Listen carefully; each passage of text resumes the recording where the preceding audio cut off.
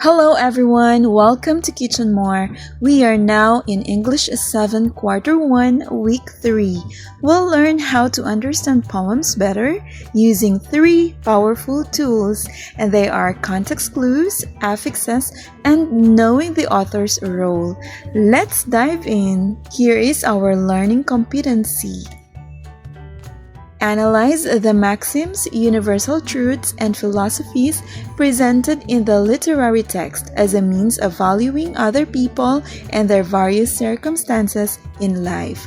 And our lesson objectives will be focused on defining and using context clues in poetry, identifying and applying affixes to form or understand new words, recognizing how an author's perspective shapes a poem's message. Let's warm up with a riddle. What has pages full of words but never says a word? Did you say a book?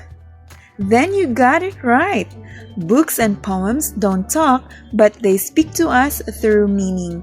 They whisper emotions, paint pictures with words, and sometimes they throw in a tricky word or two. But don't worry, you've got a secret weapon. Even when you don't know a word, the poem itself might be giving you clues, like a little mystery game. The answers are often hiding right there in the lines. So, let's zoom in and discover context clues. What are context clues? Context clues are hints found in the surrounding words or lines that help explain the meaning of an unfamiliar word in a text. When we read poems, we might find words that are new or hard to understand. Instead of grabbing a dictionary, look around the word. Poets often leave context clues or helpful hints nearby to tell us what the word might mean. Let's check out how these clues work. So let's talk about the types of context clues. The types of context clues are definition, which gives the meaning directly, synonym, which uses similar words, antonym, uses opposite words, example, shows examples of the word, and explanation, describes the word in more detail. These are 5 kinds of context clues, and each one is like a special code breaker. Knowing them helps you unlock what a word means without needing help of the dictionary. Ready to see them in action? Then let's go! Now let's talk about our first type of context clue, and that is the definition clue. This one is the easiest to spot because the poem gives you the meaning right away. Check this line out. The night was somber, dark, and gloomy. Have you ever heard the word somber before? If not, don't worry.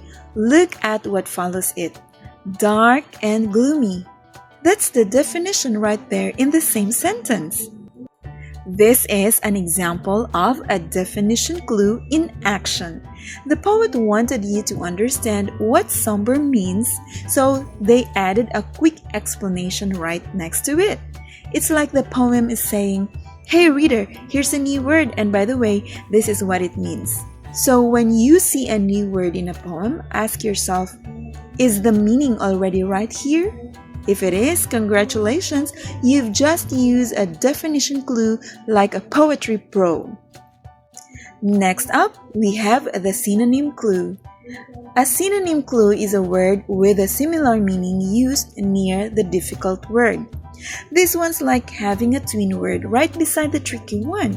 A synonym is a word that means the same or almost the same as another word.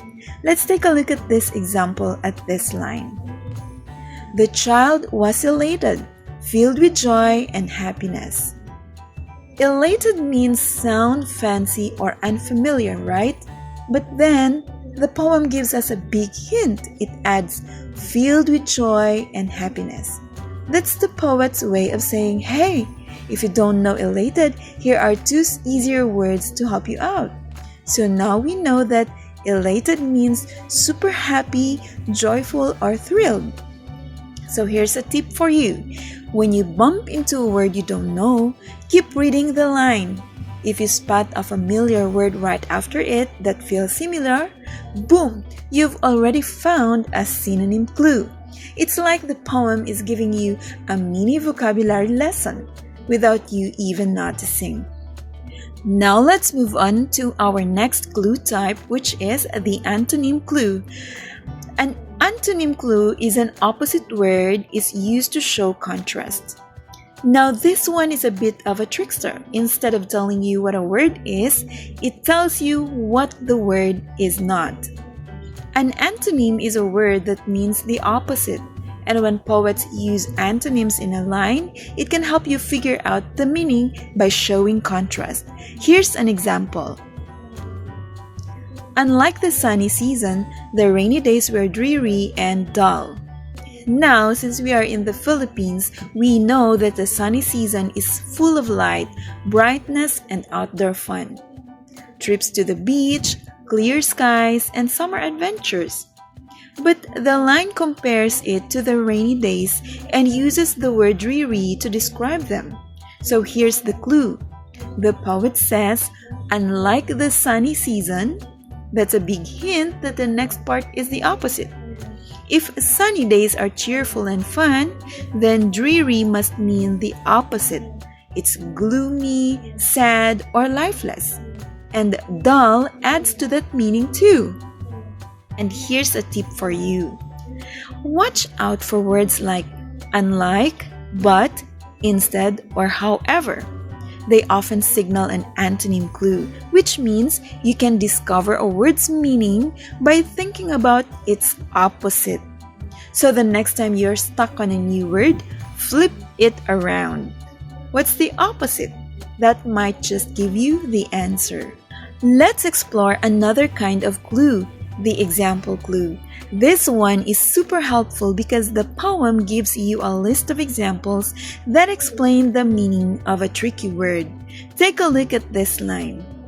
The meadow was teeming with wildlife, rabbits, deer, and birds. Now let's say you're unsure about the word wildlife.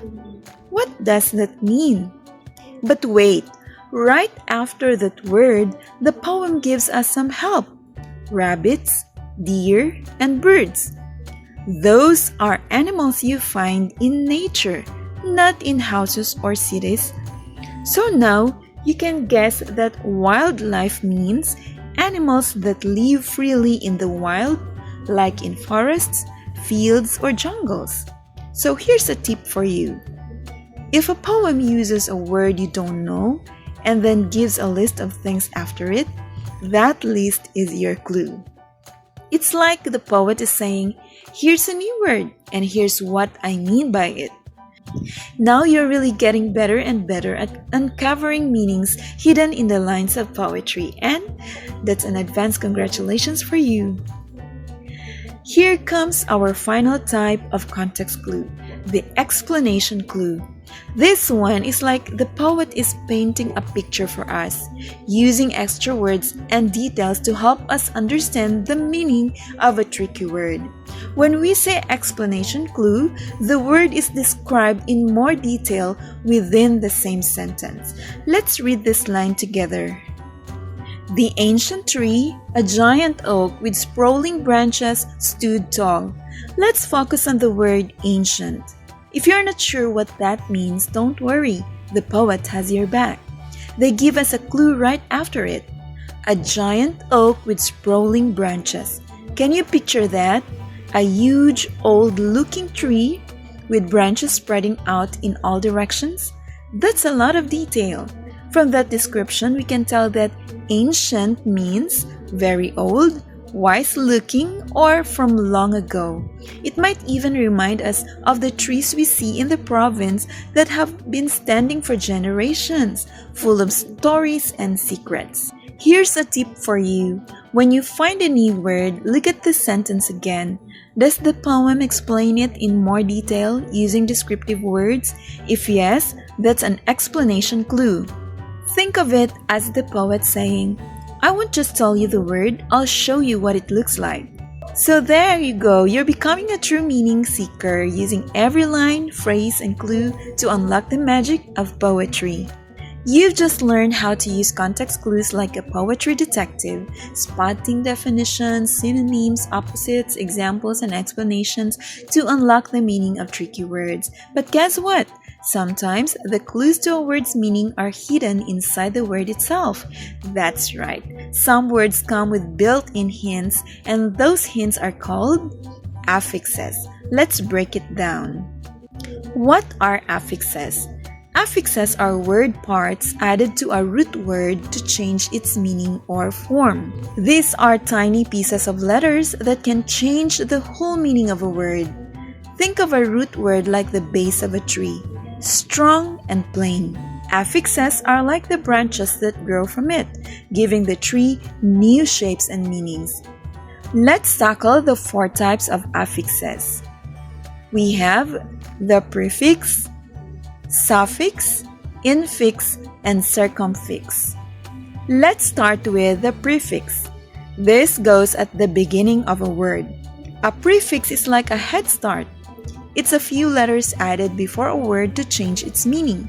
Think of it like pressing a magic button that flips the word's meaning or adds something new to it. For example, the word happy. That is a root word, and we add the prefix "un" before it, so it becomes unhappy. Un plus happy equals unhappy. Un, which is a prefix, means not. So now the word means not happy. Prefixes can show negation, location, time, number, and more. Here are more examples of prefixes. We have this plus agree will be disagree.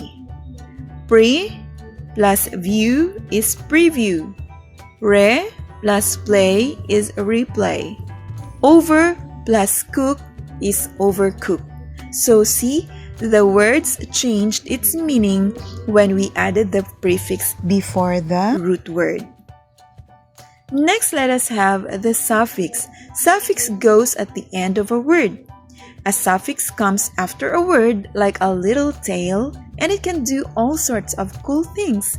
It might change the word's job, like turning a verb into a noun, or add grammar like tense, number, or degree. Take note of the following. A suffix can change the meaning, change the word type, like from a verb, it will become a noun. It can tell when something happened, or even show how many things you're talking about. Here's how suffixes are used in grammar. First is verb conjugation.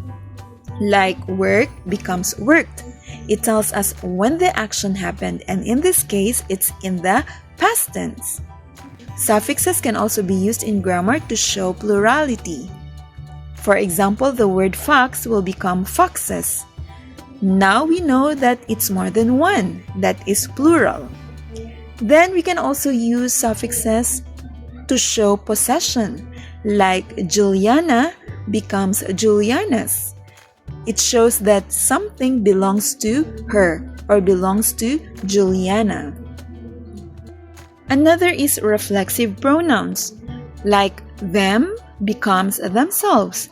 It's used when the subject and object are the same. Another one is comparatives and superlatives, like the word fast, which becomes faster for comparatives and fastest for superlatives. Now we're comparing speed. Then changing word class. Swim becomes swimmer. We just turned an action or verb, which is swim, into a person, which is swimmer, who does the action. Suffixes are like magical endings. They transform the word while keeping its core meaning. And in poetry, suffixes are powerful tools. They help poets play with the words, rhyme, and express different feelings or time.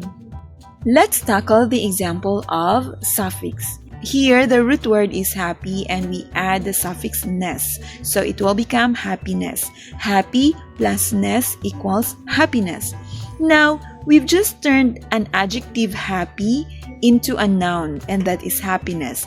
Here are more suffix examples. Quick plus ly is quickly. Act plus or is actor. Child plus ish is childish. Help plus full is helpful. And read plus able is readable. Now let's tackle about infix. These are placed inside the word, not before or after. And they are not actually used in English. They are commonly used in other languages like our language, Filipino.